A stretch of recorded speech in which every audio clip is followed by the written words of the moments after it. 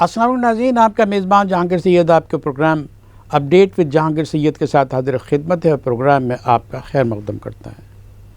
ناظرین، ہمارے پروگرام کا فارمیٹ یہ ہے کہ ہم ایسا سبجیکٹ، ایسا ٹاپک چنتے ہیں، ایسی خبر کا انتخاب کرتے ہیں جس کا تعلق بڑی انتہائی اہم درجے کی کسی سازش کی طرف، کسی ہمارے بھلائی پاکستان کی بہتری میں کیے جانے والے اقدامات کی طرف۔ لیکن آج یہ دیکھا جا رہا ہے کہ جو کچھ بھی آ رہا ہے ہمارے حق میں نہیں آ رہا۔ اب آپ یہ دیکھیں، پاکستان جس دباؤ میں ہے، بے انتہا اقتصادی مسائل ہیں، سیاسی مسائل ہیں، پیچیدگیاں ہیں، ڈی ٹریک ہو چکا ہے، ملک اپنی پٹری سے ہٹ چکا ہے۔ ایسے میں بھارت اور امریکہ نے پاکستان کے خلاف اعلان جنگ کر دیا ہے۔ یہ جنگ سرد جنگ ہوگی اور پھر ایک بلاک میں ہمیں ڈالا جائے گا اور پھر اس کے زیادتیوں کا سلسلہ شروع کی جائے گا۔ ابھی مودی نے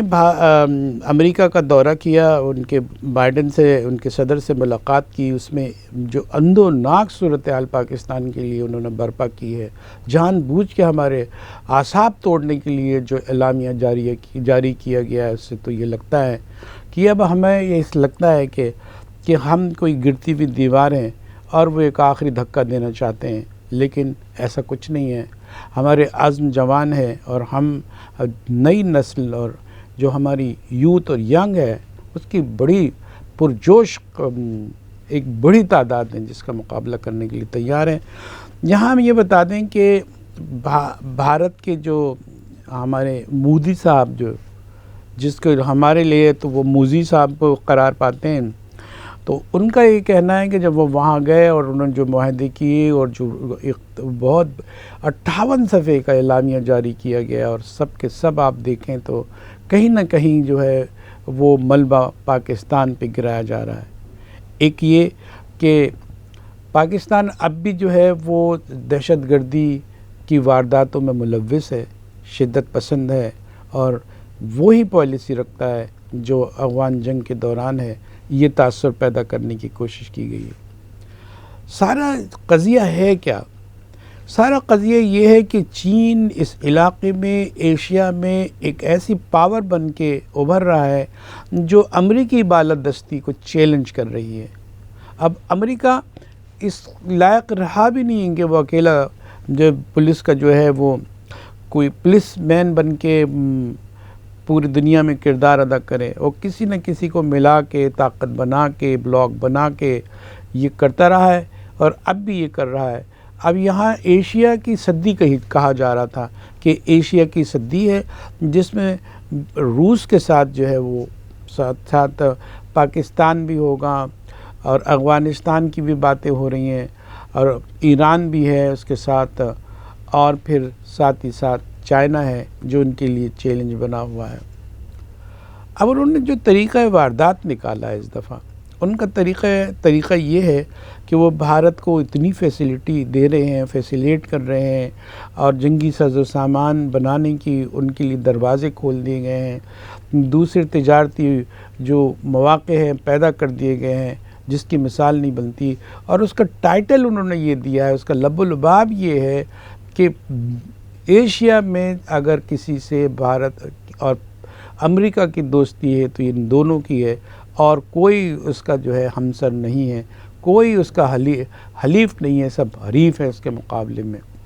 جب ایسی صورتحال آئے گی تو ہمارے سیاستدان جو اب تک، جو آج بھی یہ کہہ رہے ہیں کہ ہم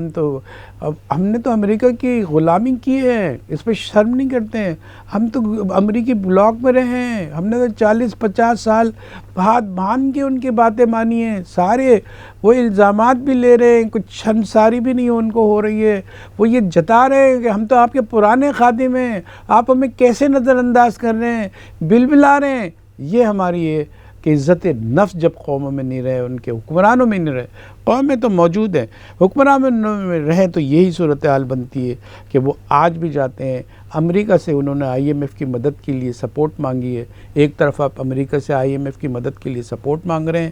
اور ان کا رویہ یہ ہے کہ وہ فراغ دلی دکھانے کی بجائے کوتا چشمی سے کام لے رہے ہیں، اور انہوں نے واضح طور پر کر دیا ہے کہ آپ اپنی پالیسی بدلیں، آپ ڈسٹینٹ کریں چین سے اور قریب ہو جائیں آپ بھارت سے۔ بھارت سے قریب آنے کے کچھ اشارے بھی مل رہے ہیں کہ اب یہ بھی باتیں ہو رہی ہیں کہ بھئی جدید دور ہے، لہٰذا جو ہے وہ تجارت بڑھائی جائے، ہم دور دور سے تیل روس سے تیل منگوا رہے ہیں، وہاں سے چکر کاٹ کے آتا ہے، اس پر خرچہ ہوتا ہے، ہم کیوں نہیں بھارت سے ڈائریکٹ ہم تیل لے لیتے ہیں۔ یہ سب چیزیں، اور اس سے ہماری بہتری تو اس وقت ہو سکتی ہے، ہمسایہ ہمیشہ بہتر ثابت ہوتا ہے دوسروں کے مقابلے میں، سب سے پہلے آپ کی مدد کو آتا ہے، لیکن یہ ہمسایہ جو ہے ہمارے بقا کا مسئلہ بنا ہوا ہے، یہ ہمیں مار ڈالنا چاہتا ہے، اور وہ یہ سمجھ رہا ہے، جس طرح بھی میں نے کہا کہ وہ ہمیں گرتی ہوئی دیوار سمجھ رہا ہے، اور وہ چاہ رہا ہے کہ امریکہ کے ساتھ ایک دھکا اور دے کے ہمیں مسمار کر دے۔ اس کے لیے ہمیں کیا کرنا چاہیے؟ ہمیں ہمارے لیڈرز سے ایک نئے چولے، ایک نئے انداز سے، ایک نئے گیٹ اپ کے ساتھ باتیں کر رہے ہیں۔ اگر انہوں نے امریکہ کی اس طرح خدمت نہیں کی ہوتی اور للکارا ہوتا کہیں، اور اس کے نتائج آج نظر آ رہے ہوتے ہیں، انہیں معلوم ہے کہ یہ جو ہے اندر سے بہت جلدی چٹک جاتے ہیں، ان کے پاس کوئی موقف نہیں ہے۔ ایک تو یہ خود ہی غریب ہوئے ہیں، خود ہی لاچار ہوئے ہیں، بربادی کا سامان خود ہی کیا ہے، ان کی جتنی توانائی تھی وہ سب باہر چلی گئی ہے۔ ہمارا جو بہترین برین ہوتا ہے وہ ڈرین ہو جاتا ہے، چلا جاتا ہے، کیونکہ انہی کے تو بڑے جو اشرافیہ کے بچے تو جاننا چاہتے ہیں، اور وہ پہنچا دیے جاتے ہیں، ہماری صلاحیت پھر صفر پر اور سطحی رہ جاتی ہے اس کے۔ اور پھر دوسری بات یہ کہ ڈالرز ہمارے جو خون جگر ہماری رگوں سے نچوڑا ہوا ہمارے پاکستانی بھیجتے ہیں، آج ہی کی خبر ہے کہ یا تو وہ ایران اسمگل ہو رہے ہیں یا پھر وہ افغانستان اسمگل ہو رہے ہیں۔ اس کو کوئی روکنے والا نہیں ہے، کیونکہ ان کی حکومتوں نے تو یہ آزادی دے رکھی ہے کہ وہ ایسے مواقع فراہم کر رکھے ہیں خاموشی سے کہ وہاں ڈالر آ سکیں، لیکن ہم روکنے والے کون ہوتے ہیں؟ ہم کیوں روکیں اس کو؟ کیونکہ ڈالر تو ایک کرنسی ہے، اس کرنسی کا تو کام ہی شاید بہنا رہ گیا ہے باہر کی طرف۔ اس طرح کے دکھ والی باتیں سے ہم اور کمزور ہیں۔ وہی بات ہے، علامہ اقبال نے خوب کہا ہے جرم ضعیفی مرگ مفاجات۔ جب انسان ضعیف ہوتا ہے یعنی کمزور ہوتا ہے، لاغر ہوتا ہے، یہ جیسے ہمارا پاکستان کمزور اور لاغر ہو چکا ہے، اب اس کے قسمت میں تو ایبسلوٹ جو ہے وہ ڈیتھ ہوتی ہے۔ اللہ نہ کرے ایسا ہو، کیونکہ ابھی ہمارے قوم میں بڑی ہمت ہے، بڑی جرت ہے، اور ہم اس کی بقا کے لیے بہت ساری تبدیلیاں ہم لا سکتے ہیں۔ ہمیں سیاسی تبدیلی کی بھی ضرورت ہو سکتی ہے، تو وہ بھی قوم سمجھ رہی ہے کہ کہاں پھنس چکا ہے۔ ابھی بہت ساری ایسی باتیں کی جاتی ہیں جو ہمارے سمجھ سے بالاتر ہے، ہمیں نکالنے کے لیے نہیں ہے۔ وہ ویسا ہی ہے کہ اب نئے پیکٹ میں جو ہے وہ شراب آ رہی ہے، وہی شراب وہی چیزیں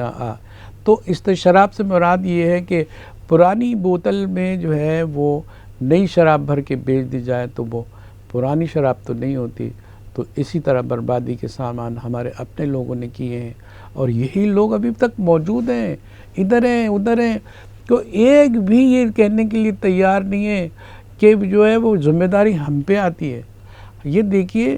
کہ ان کا تکبر دیکھیے کہ ذمہ داری دوسرے پر ڈالتے ہیں